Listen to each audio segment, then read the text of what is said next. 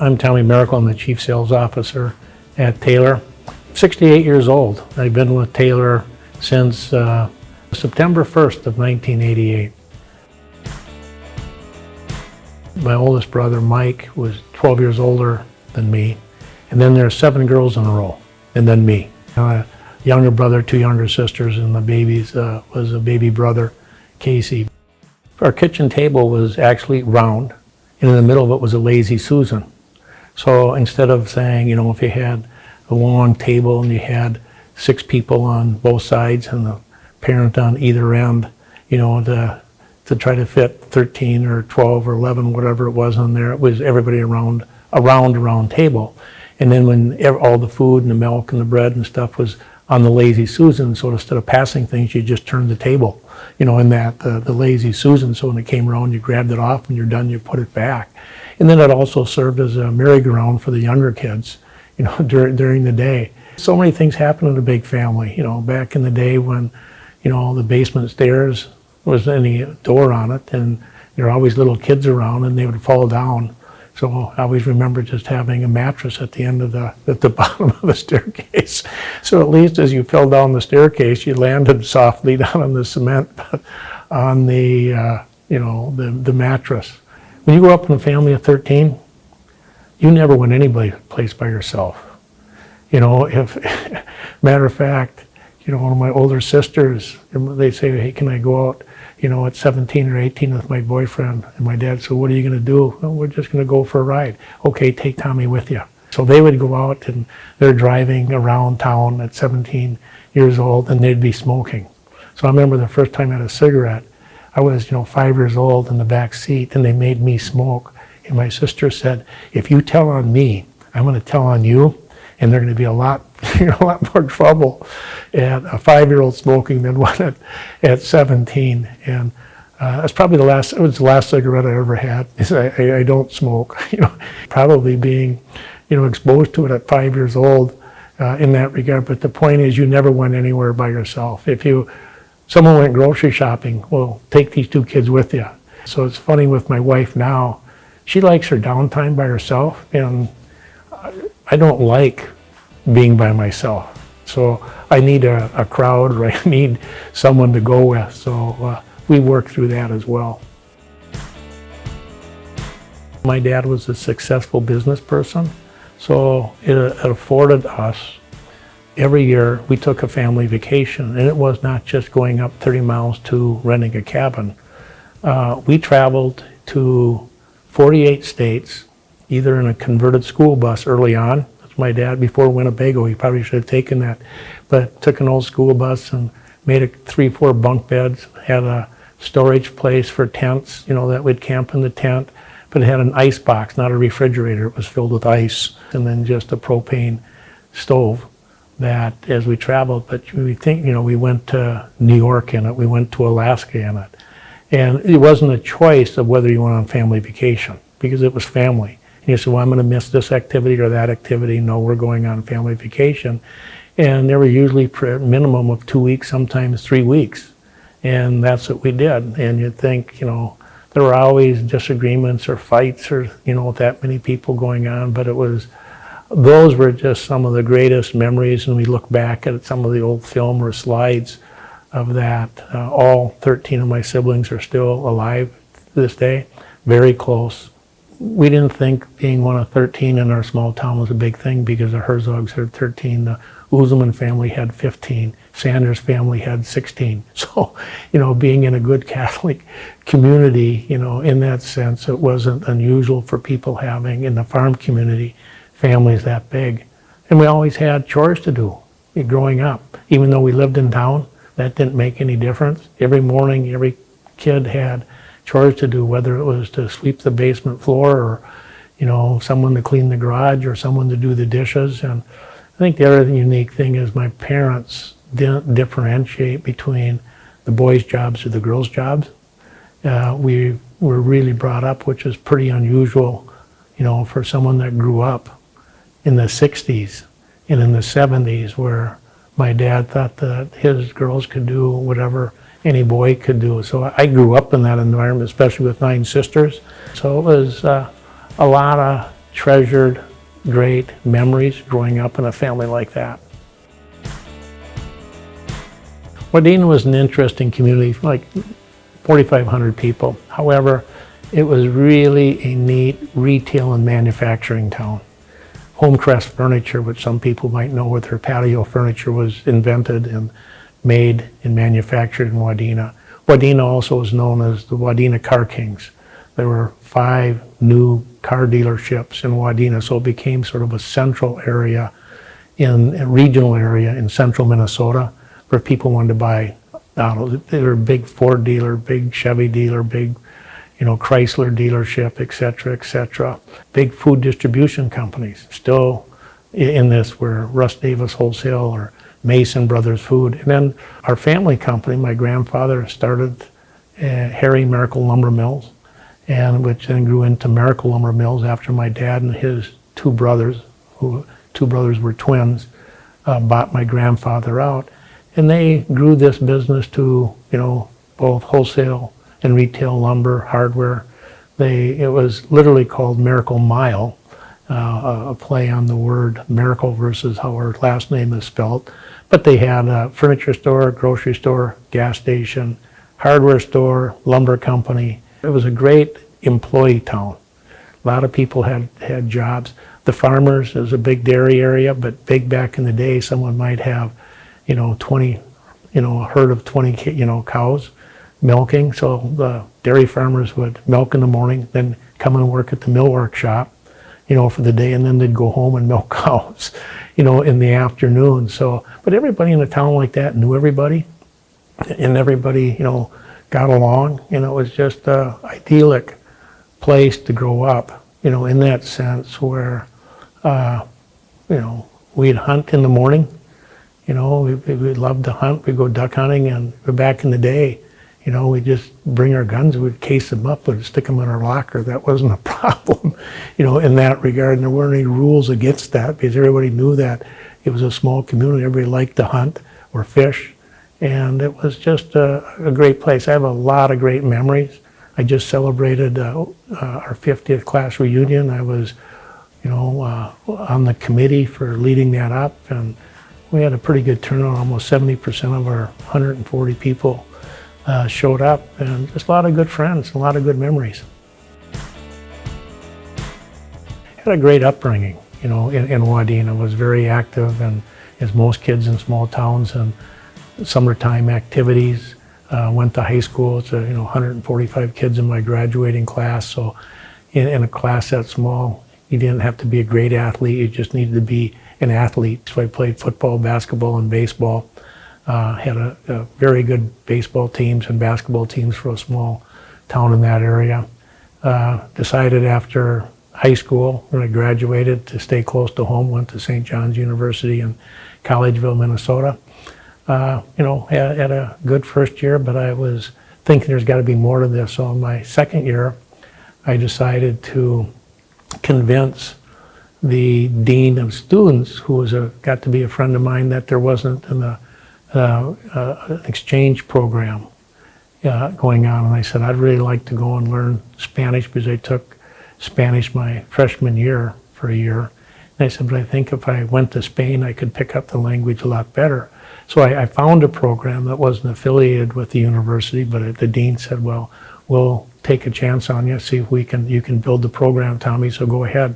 So I went to Spain, an academic year in Spain. I actually lived in Spain for 10 months. And I remember my parents saying, if you go, you can't come home. I mean, you're going to stay there for the full 10 months. And the communication, back at this time, which is 75 and 76.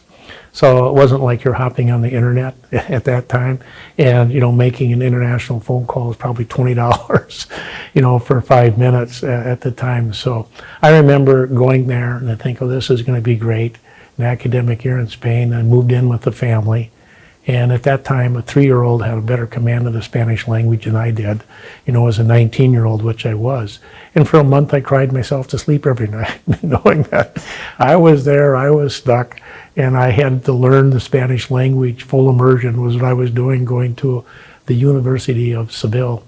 And you know, I was smart enough to take Spanish history or art or some simple archaeology, some courses where I didn't have to have a full command of the language, but then just immersed myself in the language as well. So it was, I always say, the best year I had at St. John's. It was just a tremendous year. It was a year that Generalissimo Francisco Franco was the dictator of Spain, died that year. So there was actually a pretty civil revolution that took place, but regardless, it was just a great year to be in Spain.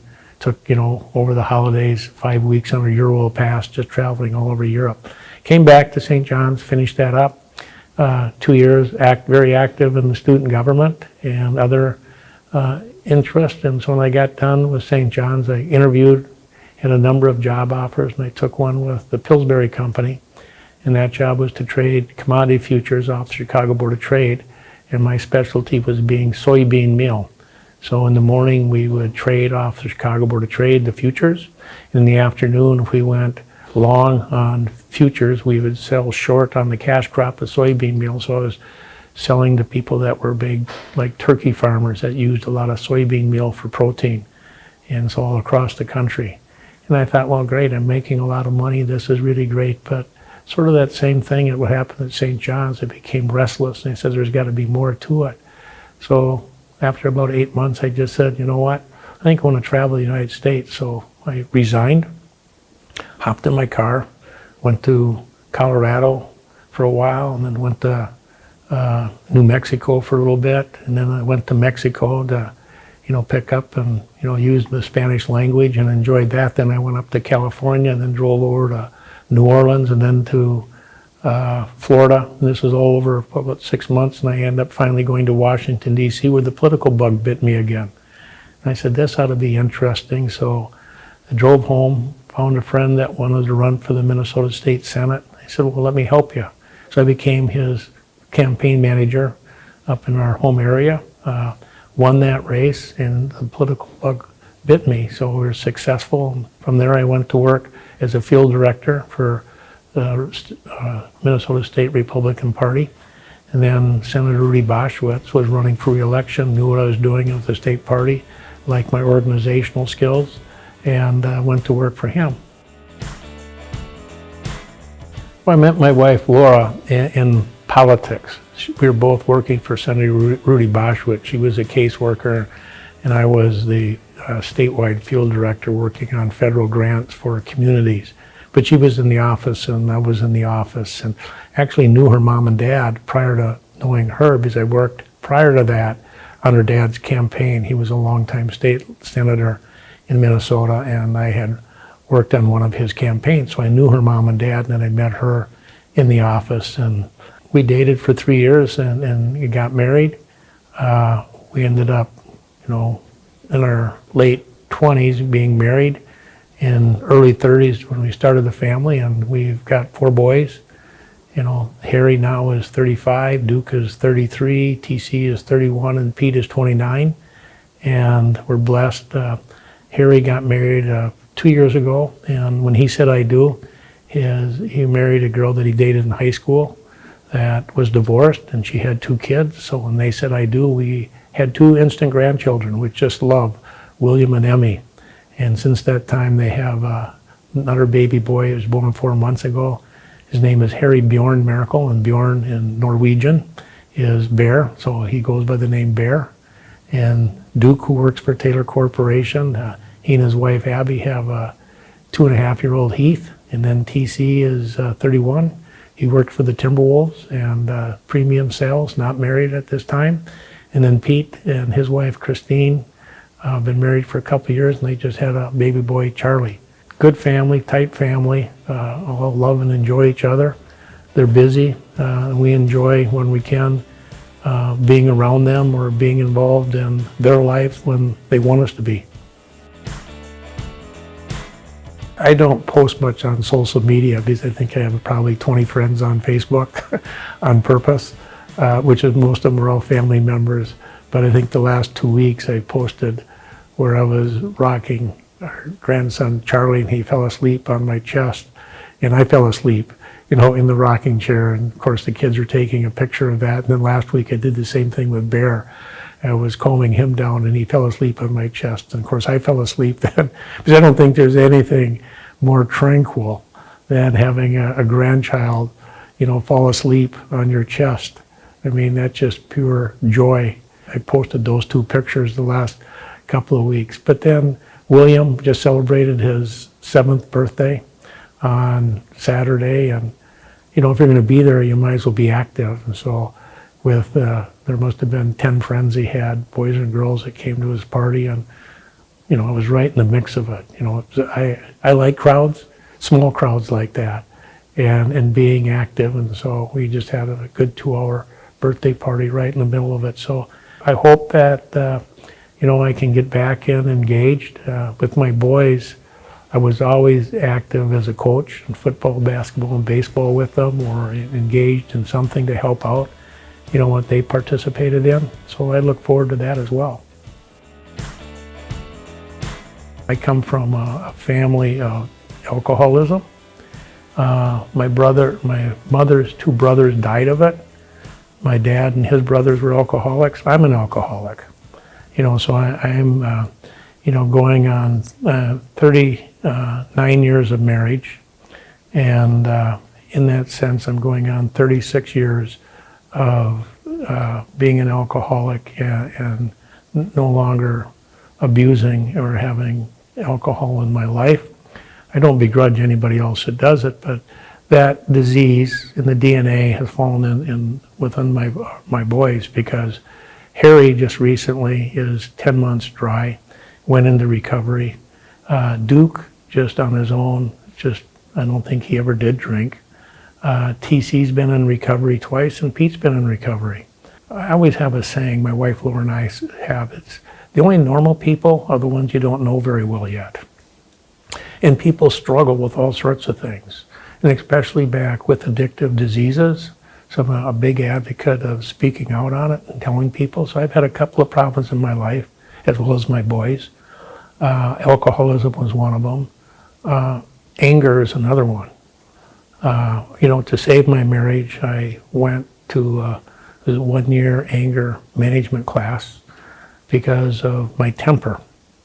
And I'm a pretty passionate guy, and I think people that do know me well at Taylor Corporation, I'm going to speak my mind and say what I think, and I'll do it with some passion at times. And it may come across as anger, but I've had to learn to control that. And the interesting story there is I joined this class. There were 8 people in it. 7 of them were court ordered. I wasn't. And I always had to write about what we're dealing with in our lives. And after 5 months, I had all my written assignments done, because someone was supposed to give the report on their assignment. They wouldn't get it done. I always had mine done.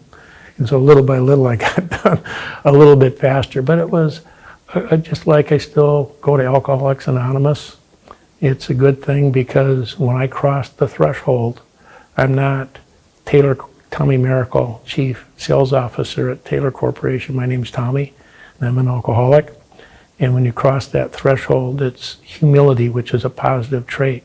You learn to be humble. You learn that humility is just a positive trait. And you share your stories with others. And the whole thing is to give more than you take. And to me, that's just another life lesson that has helped me, I think, in my career.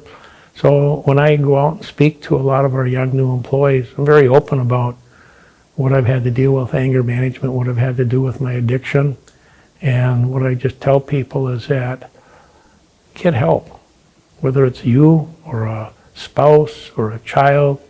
Don't rush to judgment too fast. And, whether it's mental health or anything, people do need help. Don't be afraid to ask for it. I started actually working for Glen, not at Taylor Corporation, but as a staff person from him in the Minnesota State Senate. And that was started December 1st of 1984, and stayed with Glen first as communications director and then as chief of staff through August of 1988. He finally looked at it at that time and said, Tommy, I don't really think I'm going to run for governor. And he said, if we would have spent this much time in business, we would have probably been able to buy or start 10 more companies as we've worked so hard the last couple of years. And it was fun really introducing Glen to the state of Minnesota because people really didn't know him. And it was during that time where a little bit of work behind the scenes where Corporate Report, named him Executive of the Year. And that was really his first introduction to the people of Minnesota. And people were shocked to hear about this small town printer in Mankato to what his true portfolio was. And it was a great story, and it really elevated him to consider running for governor, which was part of the plan. But after he decided not to do it, he said, well, how about you come working for my company at Taylor? And I got to know a lot of the companies at that time because as we traveled around the state, whether most of it was in a car, occasionally he'd rent a plane to go to Duluth or go up to Fargo-Moorhead for the media things. He always had the business, and he was always taking out the financial reports and looking at monthly reports. And of course, I'm sitting there, so he's sharing it with me, to find out here's what we're doing and what we're doing. So I had a really behind-the-scenes insight to what his companies were. So when I decided to, make a decision to whether I went to work for Glen or not, I had another option to go out to the state of New Hampshire and run a U.S. Senate campaign for Senator Warren Rudman. And I remember coming back to Glen and saying, well, here's the job, and here's what my title is, and here's what they're going to pay me. And, what would I do for Taylor? And what he says, well, I'm not sure. You'll just have to trust me. And as I looked at that, and he said, well, let's just do a T-chart of pros and cons. So he took a piece of paper, a straight line, and then the vertical line. He said, here's pros, here's con, and let's talk about what you're going to do if you went to work for Senator Rudman as the campaign manager. Did that, and then we got to, here's what you do at Taylor. And he put down under pro, trust. Trust me. So I looked at the two of the pros and the cons, and there wasn't much on going to work for him outside of I really liked them, and I did trust them. So I said, I want to go to work for you. And it was interesting because he said, well, okay, I got to think what I'm going to do. And he had just purchased a company down in Bloomington, Illinois, Original Smith Printing. And he said to me after a couple of days, I'm going to send you down to Bloomington and go on down there. And he says, well, get you, fly into Bloomington, and we'll get you a hotel. And I just recently married, a couple of months earlier.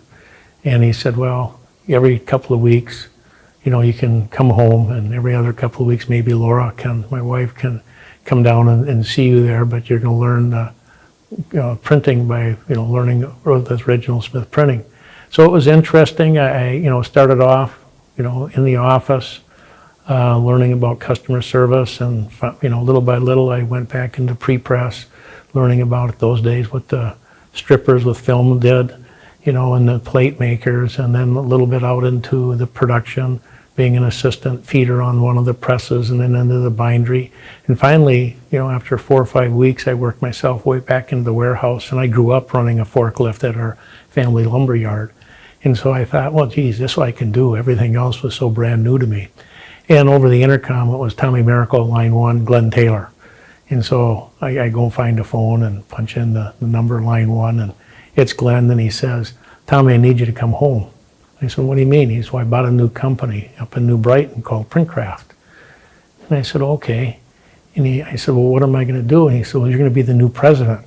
And I chuckled to myself because I said, I could either do what I'm doing right now, Glen, which is running a forklift out in the warehouse. I can do that really well.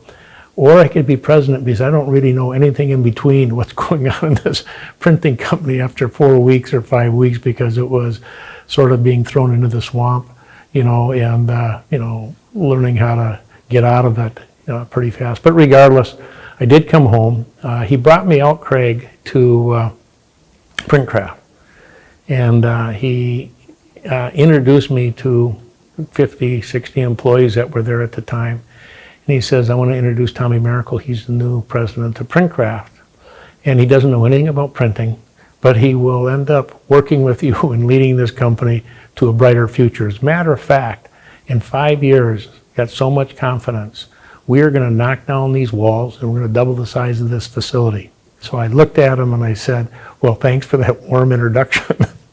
and so he said, well, then all the employees left. It was an all-employee meeting to introduce me. And I just said, Glenn, I have one more question. He said, well, let me take you back to where your office is. So he showed me the office. And he said, I said, I don't know what to do. What do I do? And he says, you got a notepad right there. I want you to go back out and I want you to visit with every employee. But here's what I want you to do. Don't ask them anything about their job or don't ask them anything about the company. I want you to find out about each individual personally. You know, where they live, do they have a family, what do they enjoy doing? And he says, you just take notes, and if someone wants to visit with you for an hour or 2 hours, take that time to get to know them. Well, so I said, well, okay. And he says, today's Monday, so I want you to spend 3 days doing that with the employees. And on Thursday, if you don't know what to do next, call me. Well, what happened was I go back out and I follow his instructions. So I'm visiting with people and I introduce myself and ask them their name and I write down their name and I ask them, you know, where did they grow up and do they have a family and, you know, this and what do they like to do. And well, pretty soon when you're doing that to people, without me asking, they started telling me what was wrong with the company.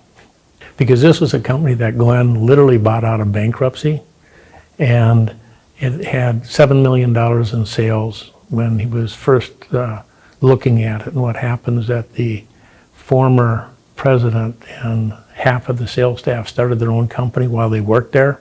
So they were sabotaging this company, Printcraft. The bank called Glenn and said, this company is going to go down. The former owner is going to lose everything. Would you please look at it? So Glenn did buy it from the former owner and, you know, just said, we're going to turn this thing around. But what had happened, over half the sales went out of the company, as well as all the leadership. But what I had done, I learned so much from every one of those employees to what was wrong and what we needed to do. I never did return Glenn's, you know, call on that regard, having to make that phone call to what I needed to do next, because the employees knew. They knew what was wrong, they knew what needed to be fixed, and I had more than a game plan of what we needed to do to fix and turn around that company. And then I'm just going to go in 5 years, that sales went from 7 million to 3 million when all those people left. Glenn helped me. We went and made sales calls all around the Twin Cities to say we're in this business in the Twin Cities. And within a year and a half, we had garnered enough sales to get it back up to $7 million.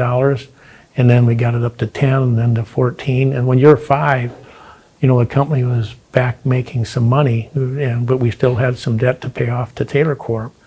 I look outside and Larry Taylor's up there with a bunch of people and the back walls start coming off. And I said, what are we doing? And Glenn says, Tommy, we promised our employees at 5 years we're knocking down the back walls and we're going to double the size of the facility. And that's what we did. I thought maybe we were a year or two away from that. And he says, no, we're keeping our word and we're going to do it. So it was such a great journey, and I've always asked him about his first journey with Carlson Craft. And he'd always say, Tommy, there's nothing better than that first company that you own or operate. And you turn it around and you really make it something. He said, you'll always remember what you did at Printcraft. And that company, and now it's, you know, the Fridley facility has got a special place in my heart. Some of those employees are still there. They've been there for 40 years, 45 years, and they did it. I mean, we got together as a group of employees, and, you know, from $3 million to, I think when I left, it was over $25 million in revenue, and just really a good company because the employees there, all of us were so committed to rebuilding that company into something that all of us, every employee felt good about what we had accomplished.